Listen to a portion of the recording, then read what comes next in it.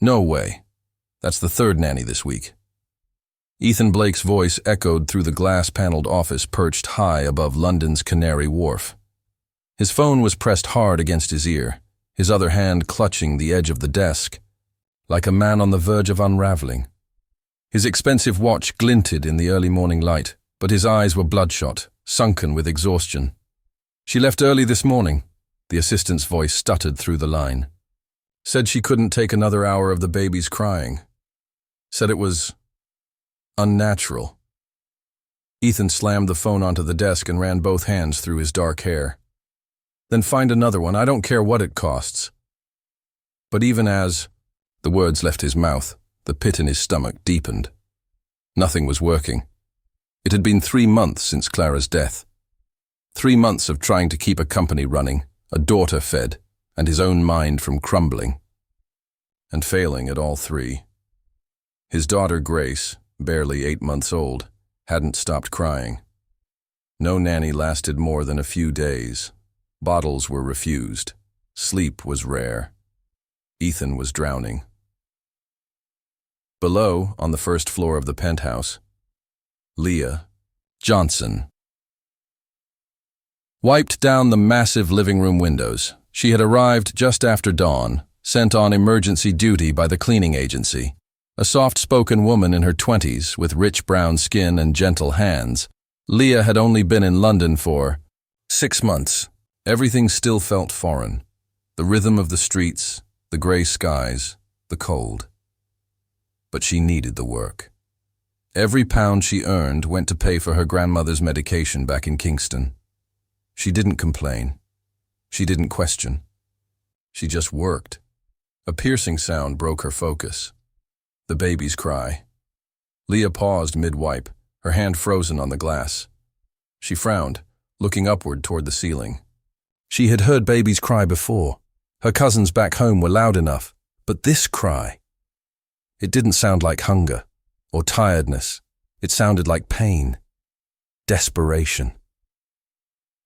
Setting down the cloth, Leah quietly stepped away from the window and followed the sound upstairs. Each step made the cry sharper, louder. On the landing, a door stood ajar, light spilling through the crack. She hesitated. This wasn't her job. She was here to clean. But something about that sound. It clawed at her insides. She pushed the door open. The nursery was like something from a magazine. Pastel walls, plush carpets, and an expensive crib that looked barely used. In it, a red-faced baby wailed, her little fists trembling in the air. Her cheeks were soaked with tears. "Hello?" Leah called out softly. "Is anyone here?" No answer. She stepped in slowly. Grace's cries were rising now, verging on shrieks. Leah moved closer, her instincts overriding protocol. "Oh, sweetheart. What's wrong?" A quick glance told her enough. The baby's diaper was soaked through, her clothes damp with sweat. Leah found the changing table and clean clothes nearby. She worked gently, humming under her breath, an old lullaby her grandmother used to sing. Grace's cries softened, her limbs relaxed. Her eyes, swollen and tired, began to close. Leah picked her up and held her against her chest, rocking back. "And forth. There you go. Everything's gonna be okay," she whispered. The baby let out a tiny sigh and fell asleep against her shoulder. Then, "What on earth are you doing?" The voice startled her like a thunderclap. Leah turned sharply to find a man standing in the doorway, tall and sharp-suited, with a cold fire in his eyes. Even through her panic, she registered he was striking, intimidating, and furious. I'm sorry," Leah stammered. She was alone, crying. "Who gave you permission to touch my daughter?" Ethan walked quickly toward her. "No one, sir," Leah said, her voice trembling. "But she was screaming. She couldn't breathe." "Give her to me." Leah hesitated for a beat, then gently handed Grace over. The baby stirred briefly, then opened her mouth and resumed wailing as soon as she was in his arms. Ethan bounced her awkwardly. Why does she calm down with you? She was wet and hot, maybe hungry too. He looked down at Grace, then at Leah, his frown deepening. Have you looked after babies before? Yes, sir. My cousin's back in Jamaica, and I worked for a family in Kingston for a while. There was a beat of silence. Then, take her again. Leah blinked. Sir? Take her. She did. And once again, Grace quieted instantly, nestling into Leah's chest, like it was the only place she belonged. What's your name? Ethan asked, visibly confused. Leah Johnson. I work for the cleaning agency. Where are you from? Kingston, Jamaica. I came to London 6 months ago. Ethan studied her like a man trying to solve a puzzle with missing pieces. She hasn't stopped crying in weeks. She just needs someone to see her, Leah said softly. To really see her. He looked down at the now sleeping baby. The silence was so foreign, it made his chest ache. Prepare her bottle, he said suddenly. Sir? There's formula in the kitchen. Just do what you did before. Leah nodded and left the room, cradling Grace as she went. In the sleek, silent kitchen, she moved confidently, preparing the bottle like she had 100 times before. Grace drank quietly, staring up at her. Ethan watched from the doorway, arms folded. For the first time in 3 months, his house was still. His daughter was calm. What time do you finish your shift today? He asked. In about an hour. When you're done, come to my office. I have a proposal for you. Leah didn't understand what a man like that could possibly want with a woman like her, but something in the way he looked at Grace, then at her, told her this wasn't just about bottles and diapers anymore. She nodded and held the baby a little tighter. Leah stood in front of the office door, her palms damp against her jeans. The wood looked heavy, intimidating, like it belonged to someone who made decisions that changed lives, and who had already changed hers that morning. She knocked gently. Come in. Ethan Blake sat behind a massive desk, polished to a gleam. Floor-to-ceiling bookshelves framed the room, framed diplomas, family photos, a photo of Clara, radiant and laughing, holding a tiny newborn. Leah glanced at it before sitting down. Ethan didn't waste time. You have experience with children? He asked directly. Yes, sir. I helped raise my cousins back home. I also worked for a family in Kingston for over a year before moving here. Why did you leave Jamaica? My grandmother's sick. Diabetes. Heart problems. She needs medicine I couldn't afford back home. Ethan was quiet for a moment. Then he opened a folder on the desk. I called your agency. They gave me your references, said you're punctual, responsible, respectful. I try to be. He closed the folder and leaned forward slightly. My daughter hasn't stopped crying since Clara, since her mother passed away. Nothing works. No nanny. Has lasted longer than 3 days. Leah shifted in her seat, unsure of where this was going. I want to offer you a job, he said, voice firm. To be Grace's full-time nanny. Her breath caught. Me? Sir, I'm not a real nanny, I just clean. I don't care about real, Ethan said. I care that my daughter is calm, that she eats, that she sleeps. He stood and walked. To the window. His silhouette looked carved from glass and regret. I'll offer you room and board. You'll live here in the staff quarters. Weekends off. Salary, £20,000 a month. Leah nearly choked. It was more than she'd ever dreamed of earning in a year, let alone a month. Sir, I don't know if I can... Why not? Looking after a baby all day is different from cleaning. If something goes wrong, I've hired women with degrees and decades of experience. None of them could do what you did in 5 minutes. Leah thought of her grandmother, of the medications that were too expensive, of the quiet apartment she shared with 2 other cleaners and a faulty radiator. When would I start? Tomorrow. A pause. Then, all right, I accept. The next morning, Leah arrived with one small suitcase. Ethan met her at the door, surprisingly punctual for someone who seemed perpetually late for his own peace. "I've arranged the staff quarters for you," he said, leading her through the house. "You'll have access to anything you need."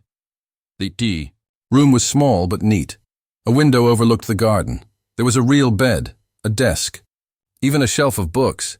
He brought her to Grace's room next. "She doesn't sleep at normal times," he said, "or eat at them. The last nanny said she had no rhythm, no pattern. She called her unpredictable." Leah moved toward the crib. Grace was awake, flailing gently under the soft blanket. As soon as Leah said, "Hello, little one," Grace kicked her feet and let out a gurgle. "She remembers you," Ethan said, surprise breaking through his usual detachment. Leah picked her up, hot swelling. Babies don't need chaos. They need consistency. That day she began building a rhythm for Grace. Breakfast at 8, playtime at 10, nap at 2, dinner at 6. At night she sang soft lullabies, old Jamaican folk songs, until the baby drifted off. Within days the house changed. Gone were the endless cries. In their place, giggles, babbling, and the soft thump of tiny hands clapping. Ethan watched it happen from the sidelines. Every evening when he came home, he found Leah reading to Grace in the living room or preparing baby food while humming. Sometimes he'd stand at the doorway without speaking, afraid that stepping inside would shatter the fragile calm. One Thursday afternoon, he came home early. He heard laughter, a real, full baby laugh, and followed it like a man starved in the kitchen. Leah stood with Grace in her arms, making silly faces. The baby squealed with delight.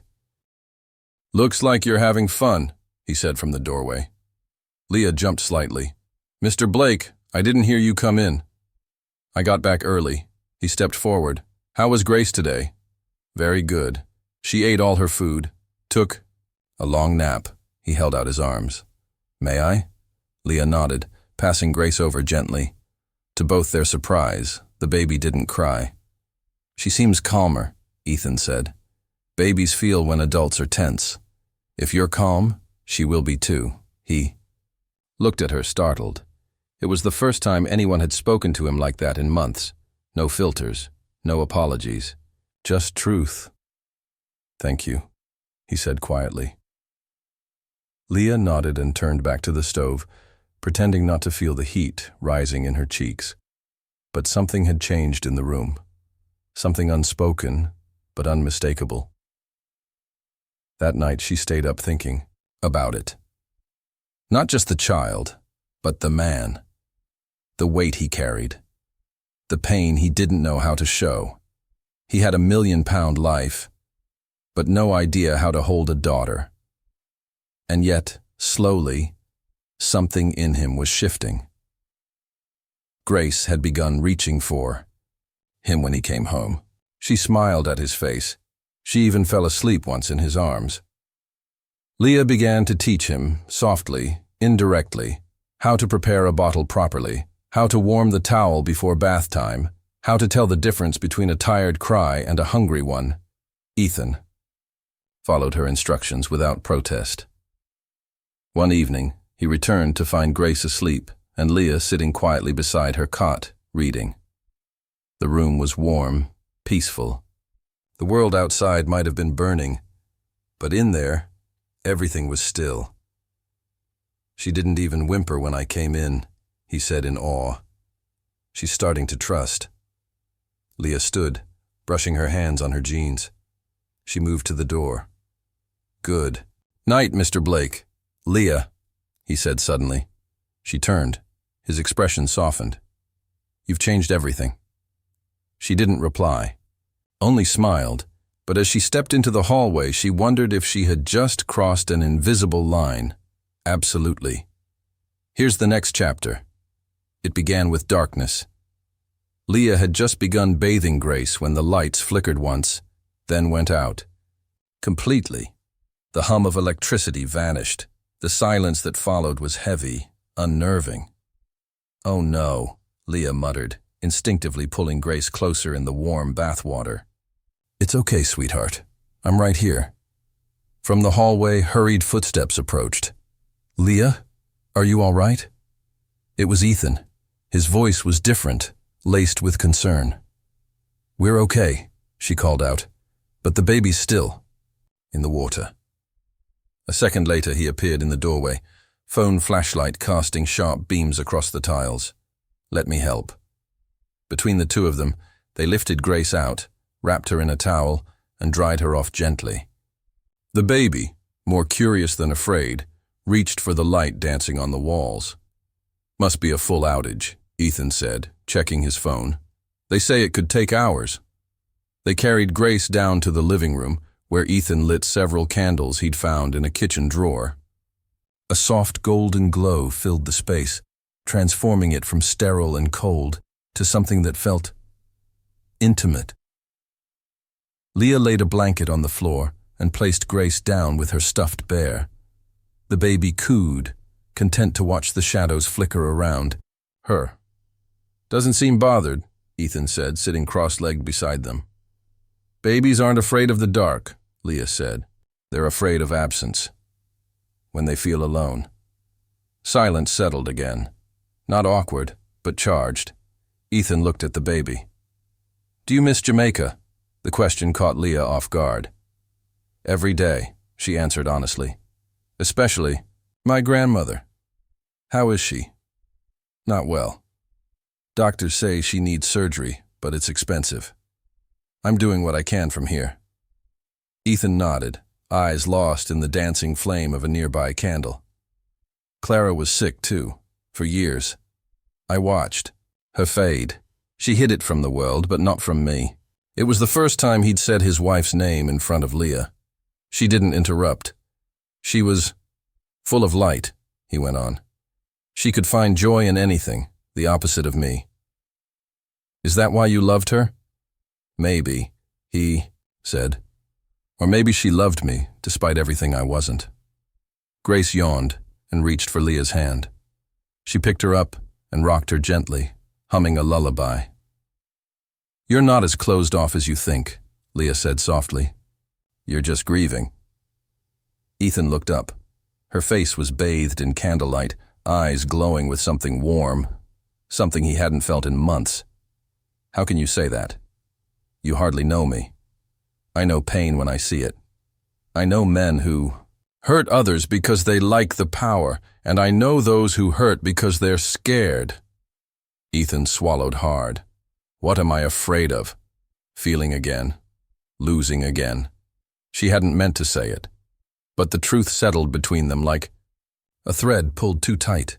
He shifted closer. "Grace is asleep," Leah whispered. "Are you afraid of anything?" He asked, voice lower now. Leah nodded. "Of not being able to help my grandmother. Of not finding my place in this country." A pause. "And of getting too close to people I can't have." The words hung, trembling in the stillness. Ethan looked at her, really looked at her, for what felt like the first time. "Leah." She stood, moving to lay Grace gently in her cot by the window. The baby stirred, but didn't wake. When she turned back, Ethan was still sitting there on the floor, watching her. His expression was unreadable, but soft. Vulnerable. "I shouldn't have said that," she said. He shook his head. "Don't take it back." She hesitated, then sat beside him again, closer this time. "I haven't felt anything real since Clara died," Ethan admitted. "Until lately." "I work for you," Leah said gently. "This can't happen. What if I don't care what should or shouldn't happen?" He reached up, brushing a curl from her cheek with surprising tenderness. Leah closed her eyes. The part of her that had fought these feelings, the part that knew better, was losing. When his lips met hers, it was hesitant at first, searching, then deeper, certain, like something that had been building slowly, without permission. When they finally parted, their foreheads rested together. "This is wrong," Leah whispered, eyes still closed. I know. But I don't want to move. I know that too. They stayed like that, surrounded by flickering shadows and the soft breath of a sleeping child. Outside, the wind shifted. Inside, something unspoken had just changed. They didn't say another word that night, and in the morning, when the lights came back on, so did the walls between them. For 3 days, Ethan acted as if nothing had happened. No mention of the kiss. No passing glance that lingered too long. He was polite, formal, even distant. As if that moment between candlelight and confession had been nothing more than a trick of the dark.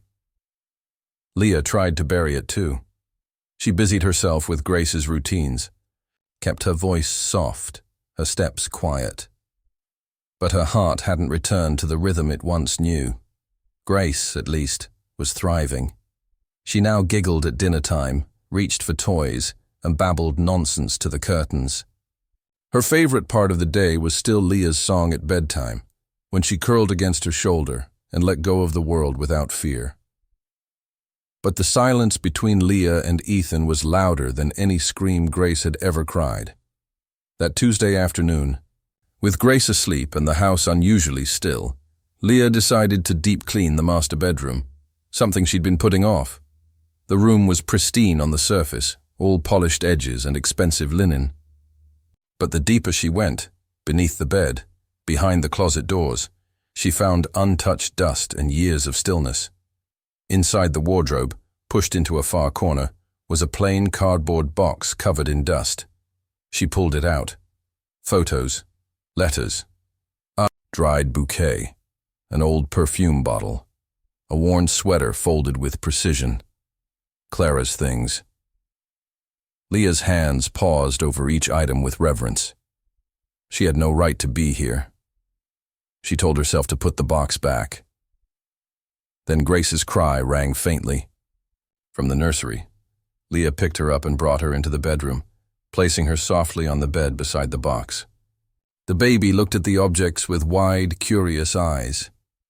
Before Leah could close it, Grace reached in with surprising accuracy and pulled out something small and sleek, a black mobile phone. "No, baby. That's not a toy," Leah said gently, trying to take it from her. But Grace had already pressed the screen. It flickered to life. The battery low warning blinked, but it worked. A list of videos appeared. The most recent was dated 2 months before Clara's death. Unintentionally, or perhaps fatefully, Grace tapped it, and the video began to play. A woman appeared on screen. Vibrant brown hair, green eyes that shone even in pixelation. She sat in what looked like this very bedroom, her back straight, her expression calm, but her voice trembled. "If you're watching this," Clara said, "I'm probably not here anymore." Leah froze. "Daniel," Clara's voice continued, "if it's you who found this, please forgive me. I should have told you sooner. I was afraid." Leah's instinct was to pause the video, to stop invading something not meant for her. But the next words pinned her in place.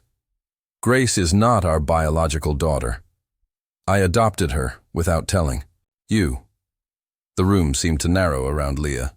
"I found her in an orphanage," Clara went on. "Abandoned, no history. But the moment I held her, I knew. She was mine. I made everything look official. Papers, timing. I was so afraid you wouldn't love her if you knew." Tears filled Clara's eyes in the video. "But she's ours, Daniel, in every way that matters. And I hope someday you'll forgive me." The video ended. Leah sat there in stunned silence, the weight of the truth pressing down on her chest. Grace stirred beside her, clutching a corner of the sweater Clara had left behind. What should she do? Forget she saw it? Pretend it never happened? Or tell Ethan? Later that evening, Ethan returned from work. Dinner was quiet. Leah's hands trembled. She spilled Grace's juice twice. Dropped a spoon. Ethan narrowed his eyes. "Are you okay?" he asked. "I'm fine." But she wasn't, and she couldn't hold it any longer. After Grace had been put to bed, Leah waited in the hallway, phone clutched in her hand. "Mr. Blake," she said when he passed. He stopped. "Yes?" "I need to speak with you. It's important." He nodded, sensing something. They stepped into the office. Leah took a breath. "Today, while I was cleaning the master bedroom, I found this. It was in a box. Grace, she turned it on, accidentally played a video. He took the phone from her. His expression changed instantly. That's Clara's phone. She pressed a video. I didn't mean to watch, but I think you need to see it." His hand trembled slightly as he hit play. The room filled with Clara's voice. Ethan stood frozen, eyes locked on the screen. He didn't blink. When it ended, he lowered the phone and stared at nothing. "This is a lie," he said flatly. Leah's heart sank. It didn't look fake." "This is a lie," he snapped suddenly, standing. "Clara would never do that. Grace is my daughter. She's mine." He began to pace. "This is some kind of manipulation. You edited this. You made it up. Mr. Blake, you think I don't see it? The timing, the closeness. You're trying to use this, to worm your way in. I would never. You watched a private video. You invaded something sacred. I only. Get out," he barked. "Pack your things. I never want to see you again." The words hit like physical blows. "You don't mean that," she said. Voice breaking. "I do." He turned his back. Leah stood there for a long moment, shaking. Then she left. 30 minutes later, suitcase in hand, she stopped by Grace's room. The baby was asleep, curled into the corner of her crib. Leah leaned down, pressing a soft kiss to her forehead. "Take care, my darling. I'll miss you more than you'll ever know." And with that, she walked out the door, heartbroken, alone, and wondering if she'd done the right thing. Leah didn't look back. She boarded the first bus out of London that morning. Her suitcase, barely zipped, and her heart cracked open. She had no plan, only $30 in her pocket and a desperate need to be far away from the man who had accused her of betrayal when all she'd offered was truth. The bus pulled into Birmingham by late afternoon. Gray skies followed her, but there was less weight in the air here, less memory, less grace. She found a quiet spot at the station and unfolded a worn newspaper she'd taken from the seat beside her. Housekeeper wanted, small family, live-in, position, immediate start. She dialed the number from a payphone. "Hello, I'm calling about the ad." "Do you have references?" asked a soft voice on the other end. "Yes. I worked in London. Can you come today?" "Yes." The Harrison home was modest, a small brick house tucked between rows of similar ones, with a front garden of yellow roses and a tired gate that creaked when opened. Inside, it smelled like cinnamon and old wood. Mrs. Eleanor Harrison greeted Leah with a kind smile and eyes that had clearly seen much of life. "It's not much work," she said. "Just cooking and cleaning. I live here with my husband. The children are grown and gone." Leah handed over her agency references. Thankfully, her previous boss hadn't revoked them. "You can stay in the back room," Eleanor said. "It's small but warm. £5,000 a month and meals included. Does that sound fair?" Leah nodded. More than fair. She unpacked slowly that night, folding her clothes into drawers that smelled faintly of lavender. The room was quiet, still, safe. But at bedtime, the silence hurt. She sat on the edge of the bed and thought of Grace. Was she sleeping? Had she eaten?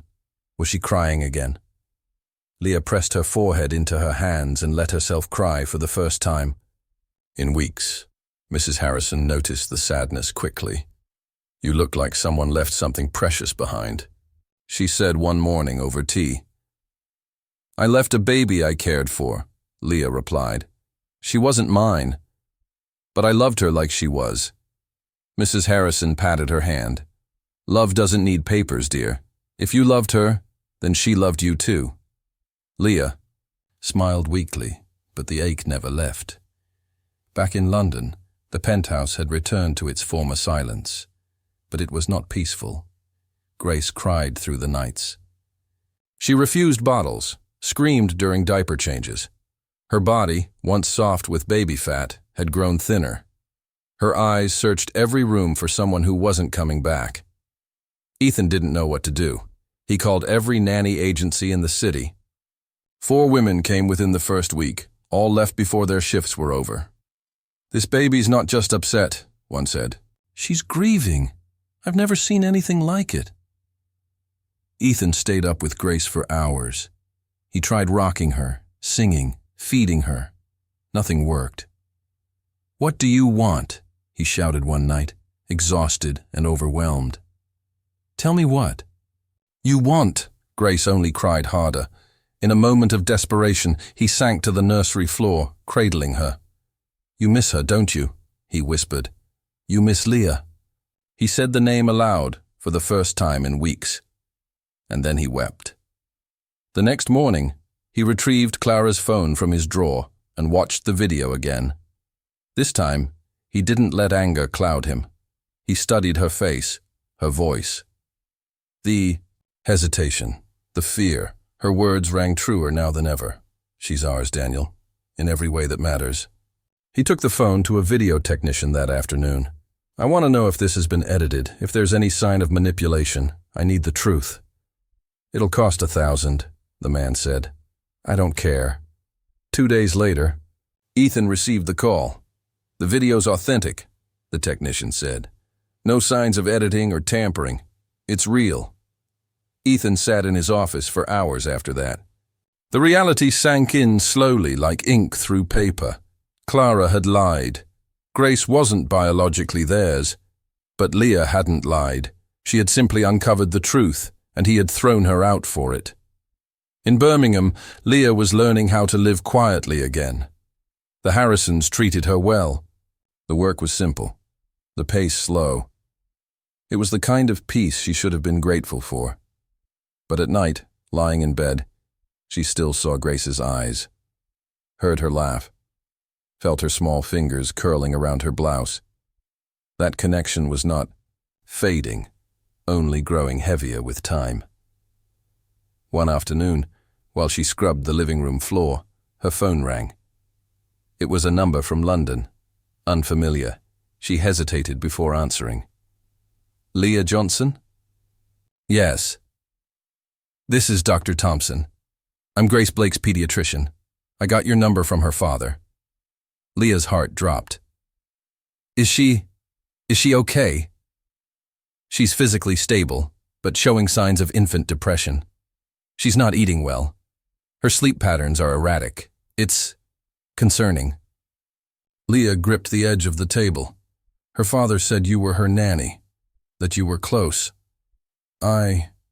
Yes, I was.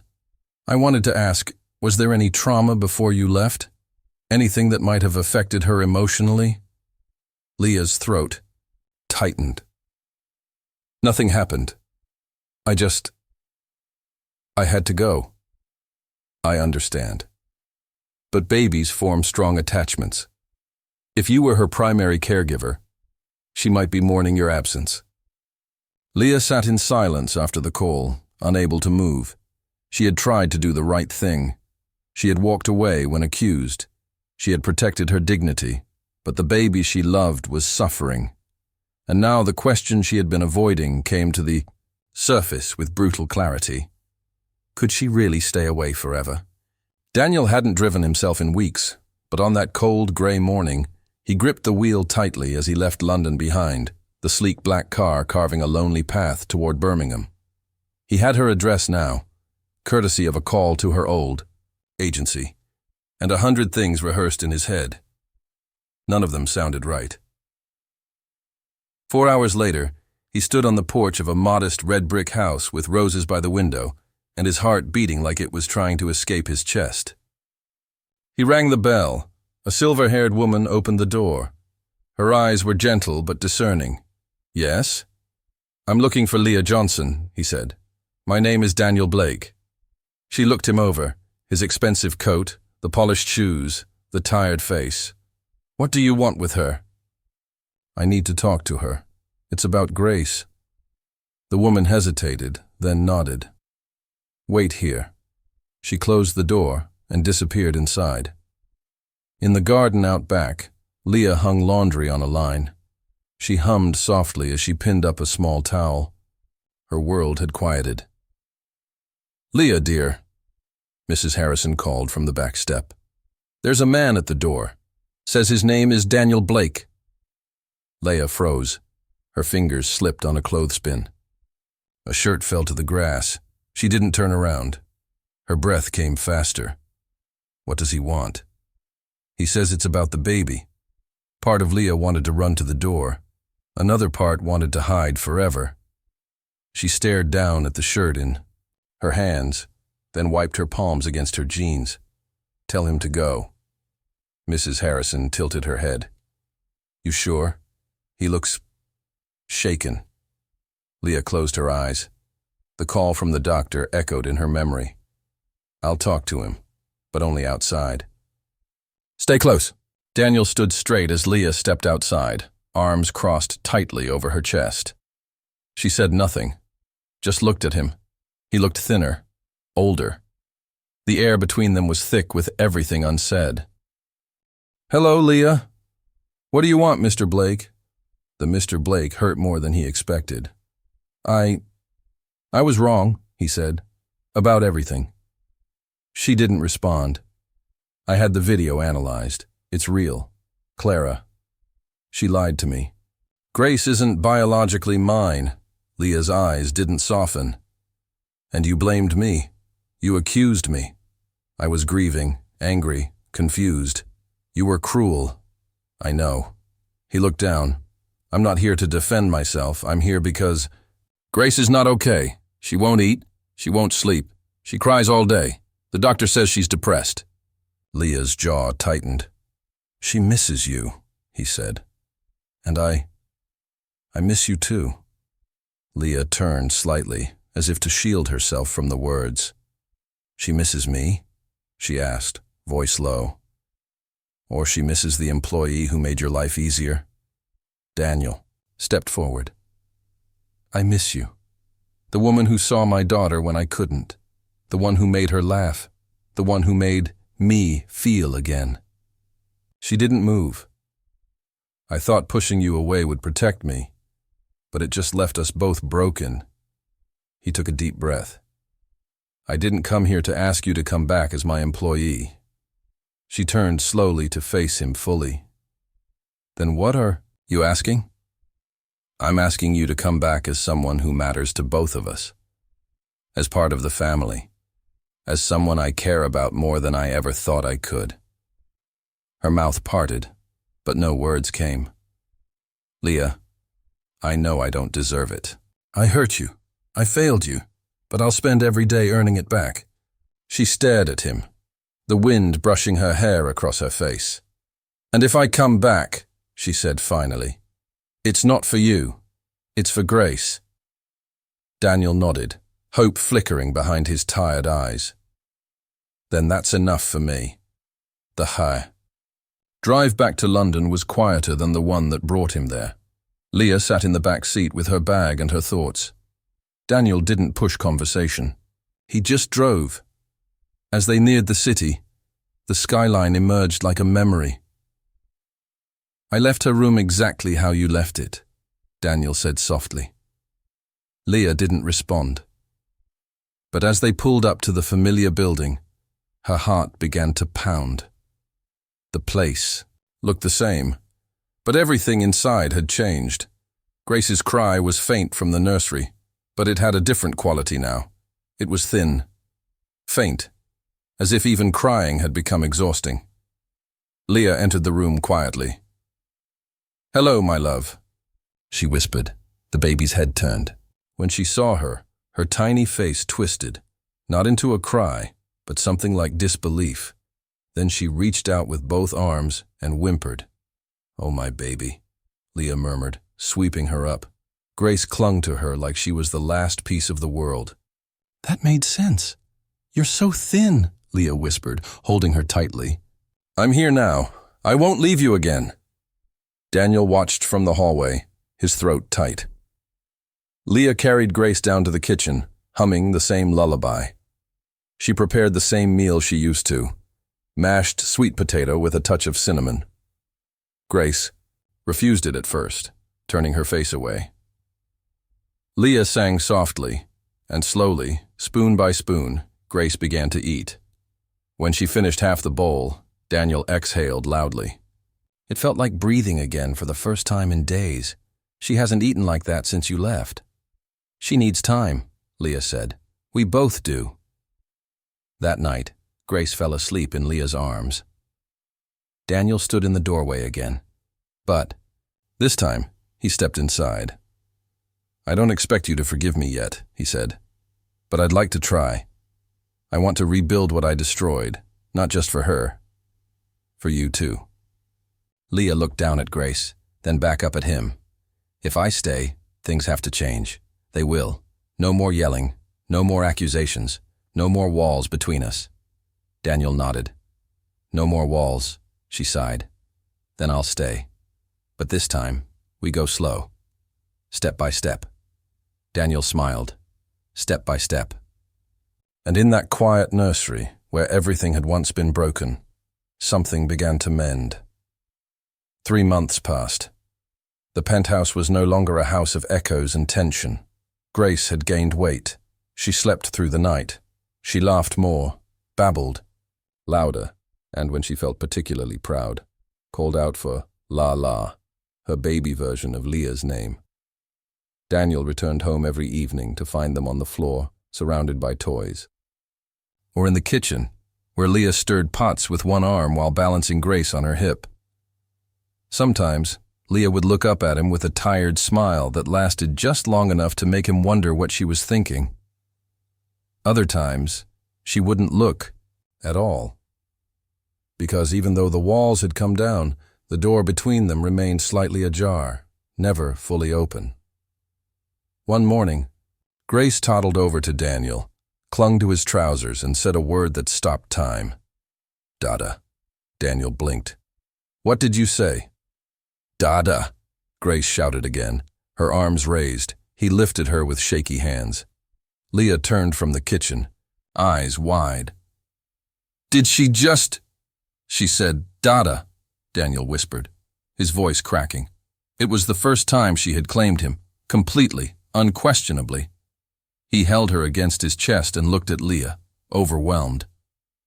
You heard it, right? I heard it.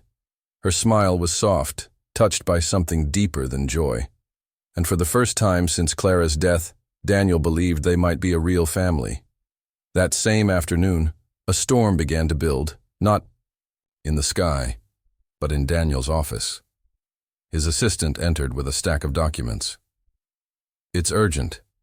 The Japanese board wants an answer today.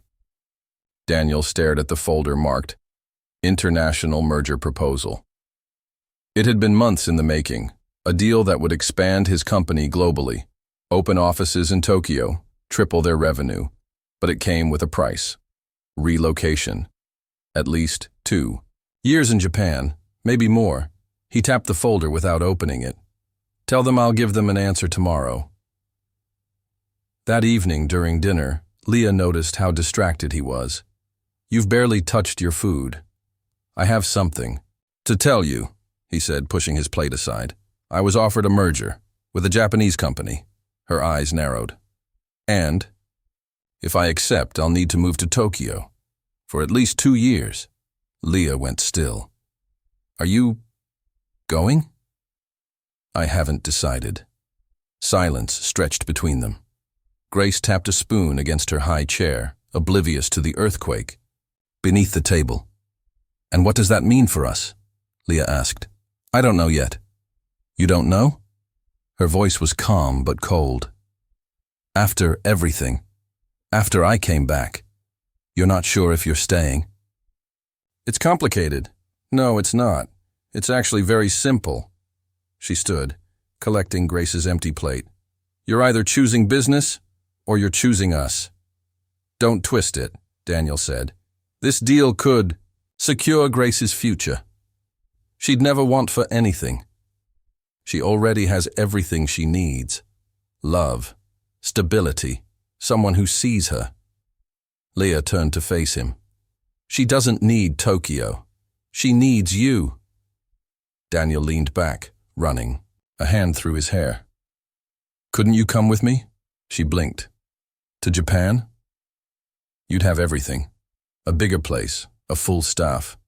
You wouldn't need to clean or cook." She laughed, sharp and painful. "You think this is about cleaning?" "I'm trying to offer you a better life. A better life doesn't mean giving up mine." Her voice trembled now. "I don't speak Japanese. I'd be alone in a foreign place with no one but a man who once kicked me out when I told the truth." That hit him hard. He lowered his eyes. "I'm not that man anymore." "Then prove it." That night, they went to bed in separate rooms. Daniel lay awake, staring at the ceiling, folder unopened on the bedside table. Grace had given him her first word. Leah had given him a second chance, and now he was poised to lose them both again. He had always believed that success meant movement, chasing, growing, acquiring. But maybe real success meant standing still, staying, choosing presence over potential. In the morning, he didn't go to the office. He went home. Leah was feeding Grace in the garden when he returned. The baby was covered in applesauce, squealing with delight. Leah didn't look up at first. "I told them no," he said. She froze. "What?" "I turned down the merger." "Are you serious?" "I am." She looked up now, eyes searching his. "You gave up the biggest opportunity of your career?" "I gave up being the man who always runs." A long silence passed between them. "I don't know what to say," Leah whispered. "Then let me." He walked toward her slowly, reached into his pocket, and knelt. Leah gasped softly. In his hand, a simple silver ring. "I love you," Daniel said. "I love the life we've built. I love the way you look at Grace like she's your own. I love how you challenge me, calm me, make me better." He took her hand. "I want you to be my wife. Not my nanny, not my employee, my partner, my equal." Tears filled Leah's eyes. "I don't know if I can trust you fully. Not yet." "Then let me earn it. Day by day." She looked at him for a long moment, then whispered, "Yes." Grace clapped her hands, smiling as if she understood. Daniel stood and kissed Leah's forehead. "When do you want to get married?" she asked. "In Jamaica," he said. "With your grandmother there." Leah laughed through her tears. "You'd really go all the way to Jamaica?" "I'd go to the ends of the earth, as long as you're there." 2 years later, "Emily, no, the eggs don't go on the floor." Leah laughed as her 3-year-old daughter proudly dropped another raw egg onto the kitchen tiles. "I help, Mommy," the toddler declared, face streaked with flour, curls sticking out from under a polka-dotted headband. "Yes, my love, you're helping a lot," Leah said, trying not to laugh as she reached for a towel. The kitchen was a war zone, batter smeared on counters, open drawers with spoons sticking out, and flour floating in the air like dust in sunlight. From upstairs came the familiar groan of a man waking up too early on a Saturday. Daniel stumbled into the kitchen, pajama pants rumpled, hair wild. "What are the most beautiful chefs in the world making this morning?" "Pancakes!" Emily shouted, throwing a fistful of flour in the air. Daniel walked into the white cloud with a mock gasp. "You're cooking or causing an avalanche?" "Both," Leah muttered, wiping the floor with a dish rag. She said she wanted to cook like Mommy. "And she's nailing the chaos part," Daniel said, lifting Emily into his arms despite her mess. "Can Daddy help?" "Yes." Emily clapped, smearing more batter on his shirt. Leah looked up and smiled at the two of them. The sight never got old. Daniel Blake, once all sharp edges and cold detachment, now regularly burned toast, sang off-key lullabies, and willingly wore flour like a badge of honor. He had changed in ways no one could have predicted. But then, again, so had she. "You sure you want to try flipping the pancakes?" she teased. "I've improved," he said defensively. "You once set off the smoke alarm trying to boil pasta." "That was one time, and I barely burned it." "It melted through the pot, Daniel." They both laughed. Emily, meanwhile, grabbed a wooden spoon and started drumming on a pan. "Drum, drum, drum!" Leah leaned against the counter, watching. Her family, because that's what they were now. A strange, beautiful, blended family that made no sense on paper, but worked in every way that mattered. Their wedding had taken place under mango trees in her grandmother's garden in Kingston. A modest ceremony with simple white chairs, local food, and music that filled the warm air with life. Mrs. Harrison had flown in from Birmingham. Emily, still wobbling in her walk, had carried the rings, tripping twice, smiling wide every time.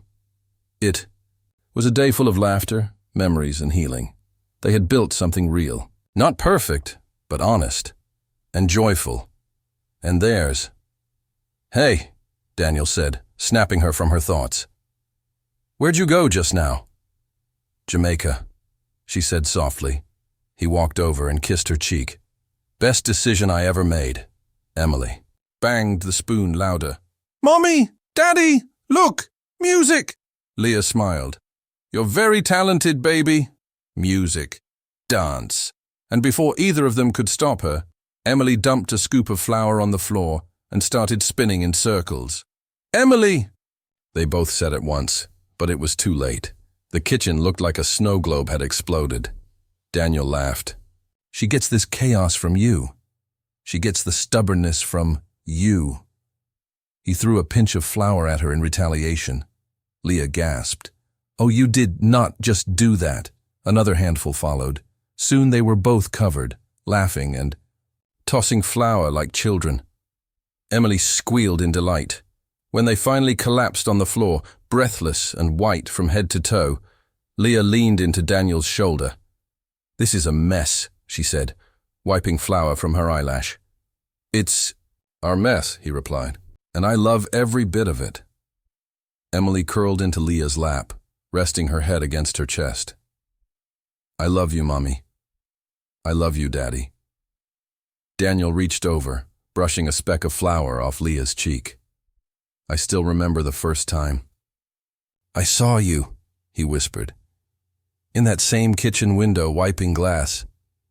You looked up when Grace cried. And I remember thinking, what the hell is she doing?" Leah laughed softly. "You wanted to fire me. I wanted to control something, anything. I just didn't know what I was losing." She looked at him. "And now, I know what I have. You, Emily. This life. Even with flour on the ceiling." Leah turned toward Emily, whose breathing had softened, already asleep. "She's ours in every way that matters," Leah whispered, remembering Clara's video. "No blood in the world could make her more my daughter." Daniel nodded, tightening his arm around them both. "And you made me more than a father. You made me human again." Rain tapped gently against the window now. The storm outside was soft, distant. Inside, everything was calm. Their family didn't look like anyone expected.